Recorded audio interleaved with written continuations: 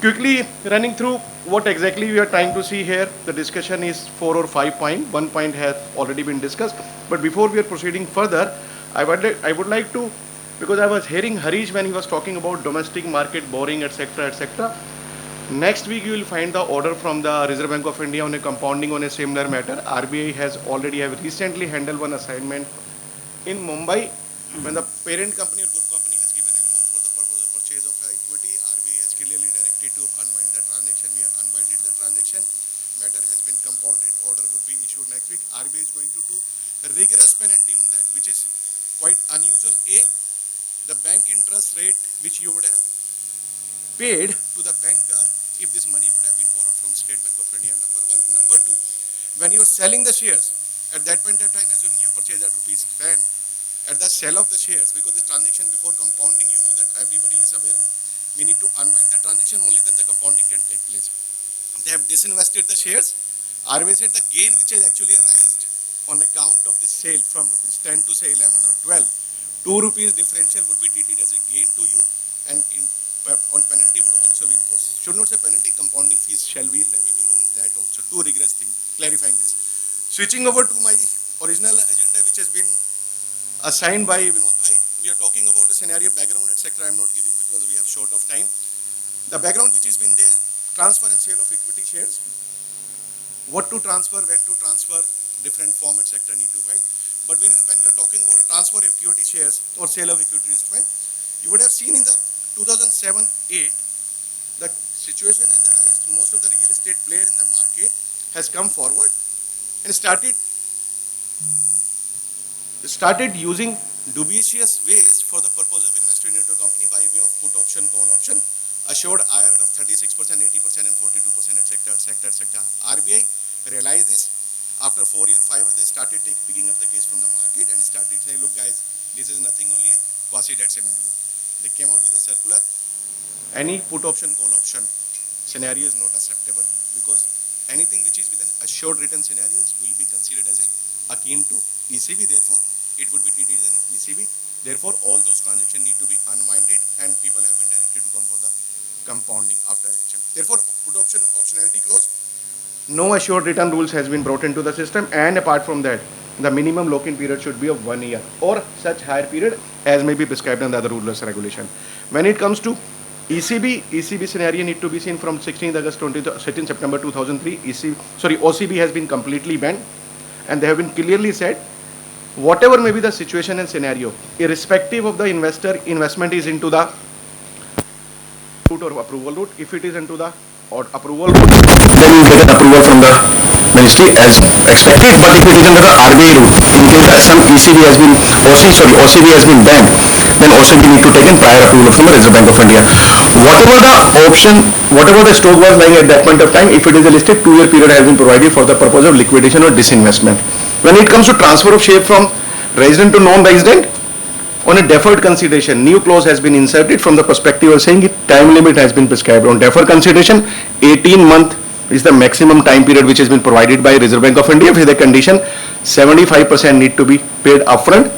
Mohanty Saab was there in the morning, and I must say he was instrumental while I was dealing with this case. Earlier this has come somewhere around April 16 or 17.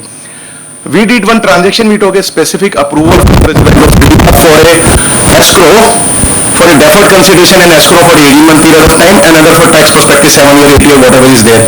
Since this transaction has been approved after rigorous follow-up of the Reserve Bank of India for 1 year period of time, but later on Reserve Bank of India has a principle, in case there is some exception approval will be granted, people just get to know in the market very well. They said, okay, if the principle which we followed initially for blessing your transaction, we would like to make it public. RBI made a regulation, okay, deferred consideration subject to 75% upfront, 25% within 18-month period of time is being allowed.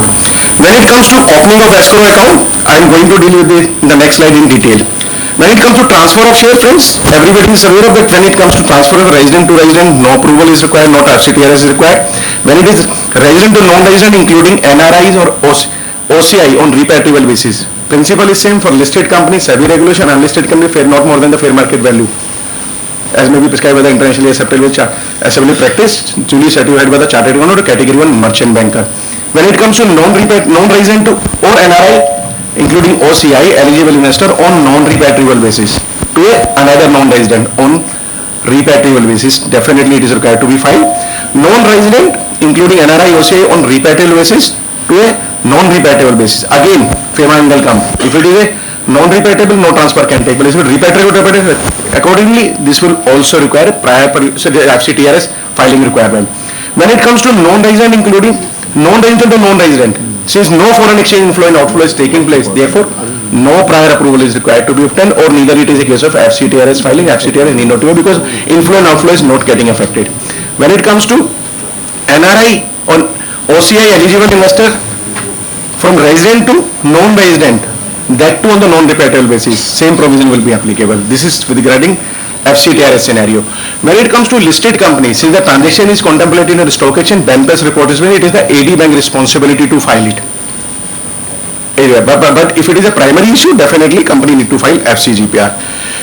FDI in financial service sector, Harish has already covered, but fundamentally you need to keep in mind, if it is a financial service sector, the major challenge comes from the unregistered. If it is a registered and if it is an NBFC, definitely it is exempted. If it is in CIC, prior approval government of approval is required to be. If the sector is regulated, definitely not applied. Like payment settlement system is there, SEBI related rules and regulations are there, and other kind of things. If it is unregulated, unregistered, exempted, or any other doubt, if you have a reasonable doubt, then prior approval government of India is required to be taken. Fundamentally is very clear. Insurance sector, 100 up to 49% is allowed. But if it is an intermediary, 100% automatic, because this has been seen as a service provider virtually as a web-based or with a marketplace model. When if it is marketplace model is otherwise exempted, therefore ministry has extended. Look, before pandemic they said this is under the automatic route. When it comes to ARC, of course the FDI permitted up to 100% in order subject to certain condition posed by them, and pension sector up to 49%, which has been so far there. When it comes to pledge of shares, resident can also sell, non-resident can also pledge the share. When it comes to resident promoter, definitely freely allowed pledging subject to auditor, subject to AD bank NOC, and period of pledge should be co-terminous with the ECB. And statutory certificate with respect to compliance of ECB guidelines need to be given for that perspective. When it comes to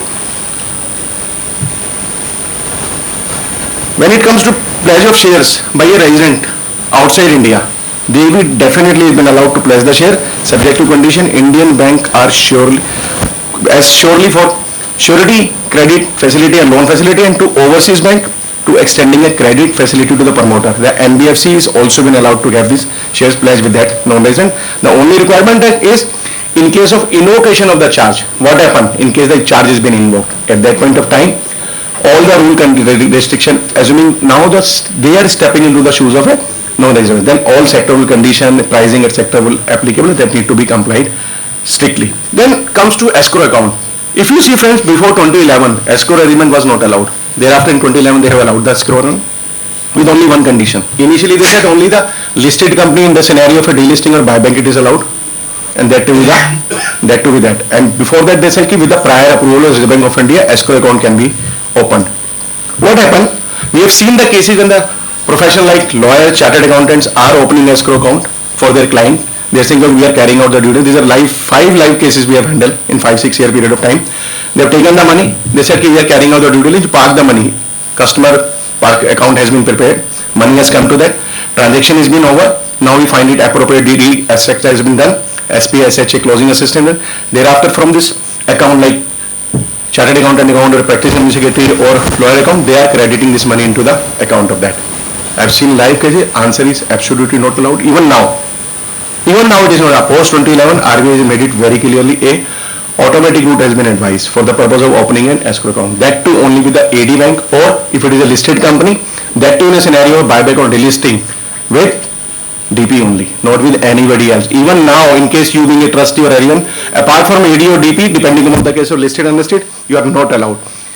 Maximum tenure of the escrow account is 6 months, non-interest bearing, and that too Indian rupees, so that the forex risk has been there in India. Number 3. Number 4, if the deferred consideration case, 18-month period has been provided, but escrow cannot be more than 6 months. If it is going to be more than 6 months, prior approval of Reserve Bank of India is required to be obtained. Permissible credit and debit is nothing, only from the purpose for which it has been prepared. Input and output should take place in that fashion and manner. In case you want to go beyond that, of course, prior approval of Reserve Bank of India is required to be sought. And the underlying transaction to be, needless to say, to be compliant with the Foreign Exchange Management Act 1999. When it comes to merger, demerger, amalgamation of company, issue of shares to non-resident, Indian company, merger, demerger has been allowed. No problem at all. Subject to all attendant conditions, sectoral cap, pricing guideline, and so on and so forth. But the fundamental problem comes, even in the demerger scenario, it has been allowed. 2 or more Indian companies are merging. You would have seen the provisions of the Companies Act 2013 when it has been amended, 230, 234, when we are talking about the merger amalgamation and cross-border investment, cross-border mergers. Cross-border merger is also been now allowed under automatic route. Not my statement, only merger, not demerger. No demerger is allowed. Demerger is not been. Unfortunately, when the draft rules and regulation has been circulated by Reserve Bank of India, they have used the merger word. They use the word merger. We have a live case when it has went to the RBI. RBI didn't object it because generally RBI don't offer any comment at the time of NCLT proceeding. Later, when it is being implemented, was in the process of implementation, RD raised the question. Regional Director of Ministry of Corporate, that is Registrar. They said ki in terms of the RBI circular, only the merger is allowed. What are the conditions need to be complied? Though it is exempted, the only condition is when the merger is taking place, inbound merger is taking place, Indian company, overseas company is merging with the Indian company. What could be the scenario? Overseas company may be having some joint ventures, they could be having some subsidiary, they could have certain branches, they could have some real estate, immovable property, they could have borrowed certain money, they could have certain assets, immovable property, etc. These are the things we can assume. All these now going to assume with the Indian company. Indian company is stepping into the shoes of overseas company. If the Indian company is stepping into the shoes of an overseas company, those things would, in the succession, those companies, those assets and liability will come to them. Therefore, they say, if the Indian company, it is exempted subject to following condition. JV, ODI need to be complied. FDI guideline need to be complied. Opening of license office, branch office, trade office should be complied. When it comes to ECB, when it comes to guarantee, when it comes to holding of immovable property, it is exempted subject to condition. Within 2-year period of time, this not to be knocked off. After cooling off period of expiry of the cooling off period of 2 years, you need to take a prior permission of Reserve Bank of India. Either you clean this up, exercise in the 2 years, then only the exemption has been allowed, otherwise not. Only and only for the merger, not for demerger scenario. You should be very, very clear. But generally we say merger, demerger in anonymous, there is no problem. Should same principle apply. Therefore, we always advise better to knock the door of the Reserve Bank of India, get the clarity first, then only go. It was one of the leading case which has been done 2 years ago. Unfortunately, India's top business houses gone into the trail and lots of reputational risk also been attached to that when this kind of, and nowadays in NCLT, we always used to think, this is a personal comment, now we used to think High Court days was better than any other days. We were at least aware of what need to be done. And apart from that, approval come only from the company law perspective. Whenever we are handling this kind of cases in the past, when it is being blessed by the Honorable High Court, generally people in any other department other than company law authority always have a so-called, shouldn't say fear and respect, otherwise it will be treated as a contempt of court, etc. If you see, most of the time they started using the word, earlier in last days of this High Court days, they were used to say, this is an order only from the Companies Act perspective for stamp duty, different views and this thing can take place. Those kind of things we need to keep in mind while we are dealing merger, demerger. Merger and demerger when it is taking place, you need to be very clear. If the fundamental thing which is not being permitted, like optionally convertible instrument, RPS, etc., redeemable preferential debenture, etc., not allowed to be done. We have seen the cases when it was not clearly explicitly written over there. We used to file the case in the Honorable High Court, and High Court used to, and the RBI used to respect the order of the High Court. They say, okay, we have no problem with it. But nowadays, RBI say, since it has not been allowed into the Principal Act, rules and regulation, therefore, no instrument, redeemable instrument. Funnily, I would say, I don't want to name what was the reason because of this it's happened. They use this scenario in case the general reserve, those are lying into the financial statement of the company. There is a scheme of compromise and arrangement, and through the scheme of a compromise and arrangement, the general reserve has been used for the purpose of issuance of bonus redeemable instrument, then it is allowed. Meaning thereby, the restructuring option and the structuring option lies with us. You see, if the company is having a general reserve, rather than using it, distributing as a dividend or otherwise, you convert those under the scheme of compromise and arrangement following the 232 to 235, you convert those general reserve, utilize that reserve as a issuance of a bonus redeemable instrument. That could be RPS, that could be debentures or restricted award. Then only it is allowed. then only it is, otherwise it is not allowed at all. If those kind of transactions are be there, first you approach to Reserve Bank of India, seek their blessing and guidance and approval, and 99% chance approval will not be forthcoming, very, very clearly, because these are the, otherwise everyone will go to the NCL to the convert and seek an RBI approval. Therefore, in the compromise and arrangement, when you're talking about inbound merger also, any kind of scheme which has been there, because it is a long drawn process, if the inbound or outbound merger is taking place, demerger is not explicitly covered, you unnecessarily end up spending 1 year, 1.5 years to implement, and thereafter you are realizing nothing is going to be achievable. Therefore, when we are doing this kind of transaction, we should be very, very clear. And once it has been done, FCGPR is mandatorily required to be filed. Since we all are professional, we know that FCGPR is to be filed. Most of the people we have seen, there are lots of compounding penalty imposed has been that. Look, they said, since no inflow and outflow of money is taking place, therefore FCGPR is not required to be submitted. The answer is no. FCGPR is linked to issuance of an instrument, that is an equity. FCGPR is not at all linked to any remittance etc. inflow for taking place or not. That's okay. It is an issue like bonus shares.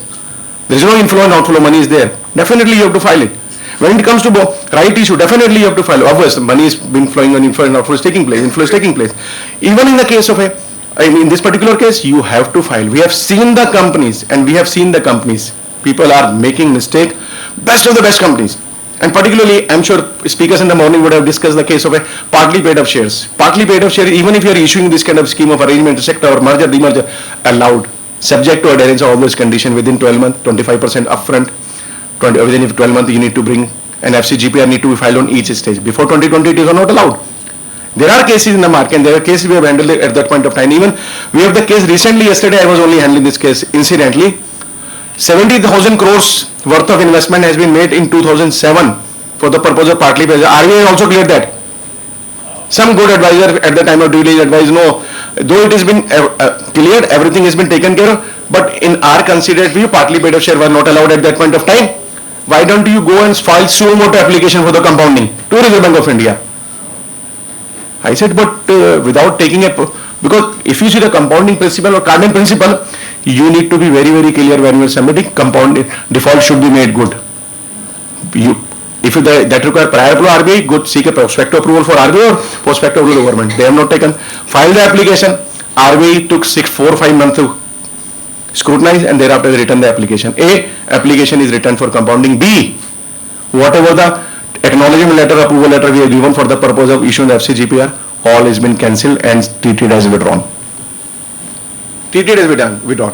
Therefore, I always advise, in case you have any issue and challenge, boss, please write to Reserve Bank of India. Reserve Bank of India is one agency who is always responding.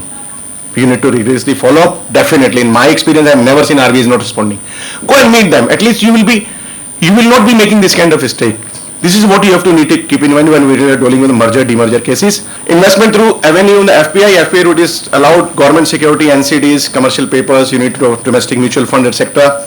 Debt instrument, credit balance, document, credit bond, listed non-convertible, all FPI has been allowed. The important point we have to see in the investment avenues for the FPI, limit up to which it is allowed. If you must be knowing that when on 17 November 2019, when this particular thing 2020R has been issued, some dramatic, I would say, provision has been made. If it is less than 10%, it will not be treated as an FDI. If it is 10% or more, it will be treated as a FDI. FPI, same principle will apply, that in case it is a less than 5%, 10%, no, it will not be treated as an FD, but you have an option to invest in instrument listed, unlisted, private, provisional and public sector or public offer and private arrangement. Even the short selling has been allowed. The only condition is if it is less than 10%, not treated as an FD from that particular sectoral perspective. Therefore, you need to keep in mind, look, if it is 10% or more, only and only then FPI need to be considered. FPI investment is one of the route for investment. Another is an ECB, but another route, I would take only 1 minute, is VRR funding. VRR funding is a route which is available absolutely in favor of people. Some bidding take place, certain charges need to pay to the AD bank, but this is the most safest route we have seen in VRR which is allowed. The only condition is if lock-in period is less than 3 year period, then you need minimum 2 investors, 2 lenders. If it is more than that, if it can be 1 year, 1 lender. This is the another way of funding, you can say, within the FPI, because they need to treat it as a FPI registration, etc. is required. But when it comes to FPI, VRR route, it is akin to FPI, but AD bank has been authorized to do all these kind of transactions. It's absolutely advisable to go for those kind of funding route, and FPI route because all FII, VCF, all we need to be converted into FPI as per the SEBI circular that has been consolidated, and these are the avenue which is available to them. When it comes to OCB we have already discussed. September 2003, this has been completely debarred. OCB holding investment prior to September 13 can transfer share to NRA and transfer to PRA, successive approval of DPIT or RBI, depending on the government and RBI approval route. Automatic route and prior approval route need to be taken care of. And OCB making fresh investment post September 13 considered as a fresh and non-resident investment and condition that are not adverse to the notice of Reserve Bank of India. Reserve Bank of India is maintaining a list. They have complete list of the entity, those are already registered as an OCB. OCB company must be knowing that any entity which is having a direct or indirect interest of NRI beyond 60% or more, that would be treated as an overseas corporate body. And accordingly, you need to comply with that direction. OCB prior approval case for sure has been there. Right, friends? I've been advised from which sector the maximum, which state attracting most of the investment in India. I would say this is the source I have taken from the ministry side. Maharashtra 29%, Karnataka 23%, Gujarat 16%, Delhi 14%, Tamil Nadu 5%, Haryana 4%, Telangana 3%, Jharkhand 1%, Rajasthan and West Bengal 1%. This is all I need to cover. I just saw the flyer compounding, and LSF has been taken by some other speaker tomorrow, therefore I am leaving this. I think this is the most awaited slide. Vinod Bhai, I have completed within 15-20 minutes which you have assigned to me. Thank you very much for tolerating for this speech. Thank you. No problem.